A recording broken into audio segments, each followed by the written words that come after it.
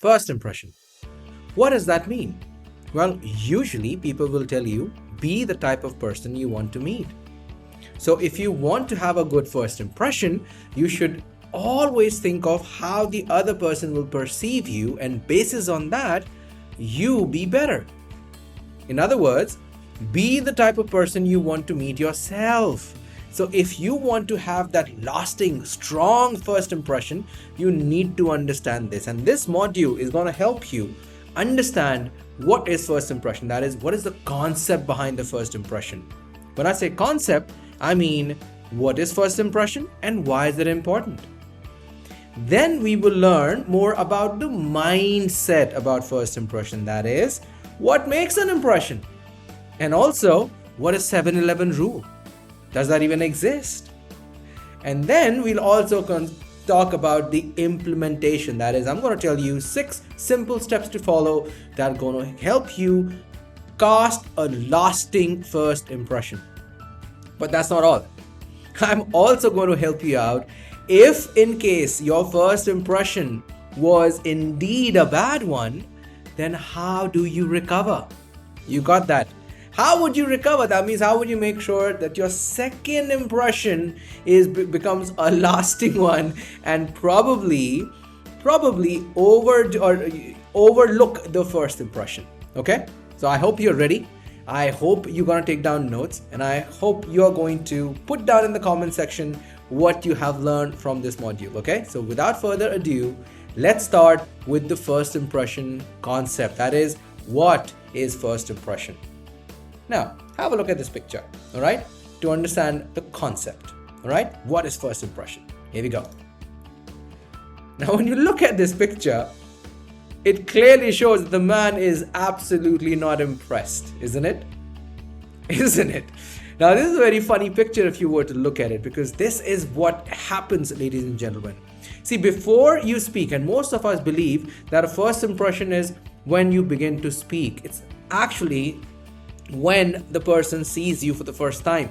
That is when your first impression is formed. Remember, people, your personality is your business card. Your personality is your business card. So when the person first meets you, that is when he will have a mental image of you and begin to form impressions. That is how critical it is for us to make sure that our first impression is indeed a strong one, an everlasting one. So when you meet someone for the first time, by the very looks of you, the person will be able to understand and know that you are a man or a woman of principle, and also that you are here for a specific purpose. All right? Now, what do I mean by that? Let's dive this further, okay? So first impression, of course, the concept like we were discussing, okay? What is first impression? But what do you mean by that, that becomes your lasting impression? Well, here's what it is, okay? The reason why it's a lasting impression, because you don't always get second chances. Second chances are rare. Imagine that you've gone for an interview. Imagine that you've gone for an important meeting. And hence, it is important for you to make sure that your first impression is a strong one. That is what it means, and it'll also help you stand out of the crowd. Otherwise, you'll become a part of the crowd. See, in an interview, it is of utmost importance that you understand this concept, that either you are a part of the crowd or you stand outside the crowd and people notice you. In order for people to notice you, you need to ensure that you are casting a very strong first impression.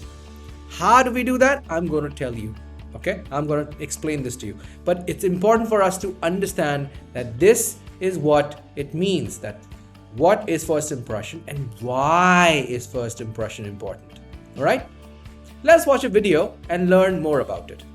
Here we go. Imagine you're at a football game when this obnoxious guy sits next to you. He's loud, he spills his drink on you, and he makes fun of your team. Days later, you're walking in the park when suddenly it starts to pour rain. Who should show up at your side to offer you an umbrella? The same guy from the football game. Do you change your mind about him based on this second encounter? Or do you go with your first impression and write him off? Research in social psychology suggests that we're quick to form lasting impressions of others based on their behaviors.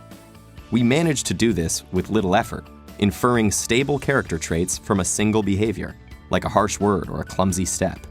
Using our impressions as guides, we can accurately predict how people are going to behave in the future.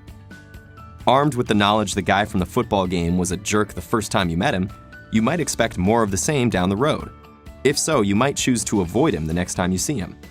That said, we can change our impressions in light of new information. Behavioral researchers have identified consistent patterns that seem to guide this process of impression updating. On one hand, learning very negative, highly immoral information about someone typically has a stronger impact than learning very positive, highly moral information. So, unfortunately for our new friend from the football game, his bad behavior at the game might outweigh his good behavior at the park. Research suggests that this bias occurs because immoral behaviors are more diagnostic or revealing of a person's true character. Okay, so by this logic, bad is always stronger than good when it comes to updating.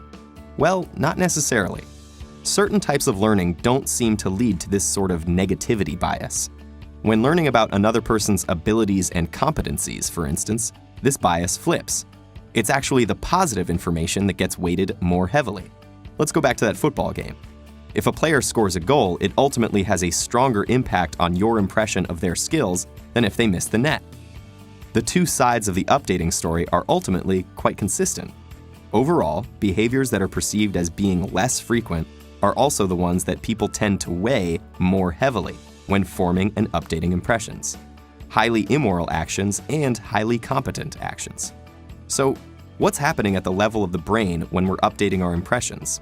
Using fMRI, or functional magnetic resonance imaging, researchers have identified an extended network of brain regions that respond to new information that's inconsistent with initial impressions.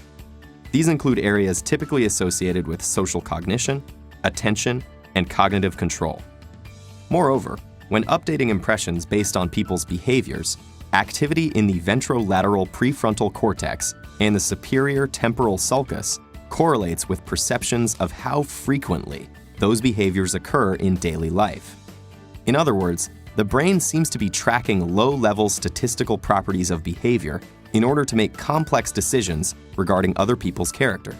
It needs to decide, is this person's behavior typical, or is it out of the ordinary? In the situation with the obnoxious football fan turned Good Samaritan, your brain says, well, in my experience, pretty much anyone would lend someone their umbrella. But the way this guy acted at the football game, that was unusual. And so, you decide to go with your first impression. There's a good moral in this data. Your brain, and by extension you, might care more about the very negative, immoral things another person has done compared to the very positive, moral things, but it's a direct result of the comparative rarity of those bad behaviors.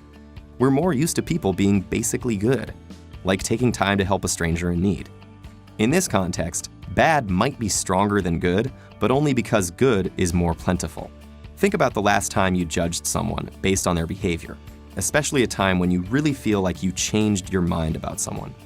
Was the behavior that caused you to update your impression something you'd expect anyone to do? Or was it something totally out of the ordinary?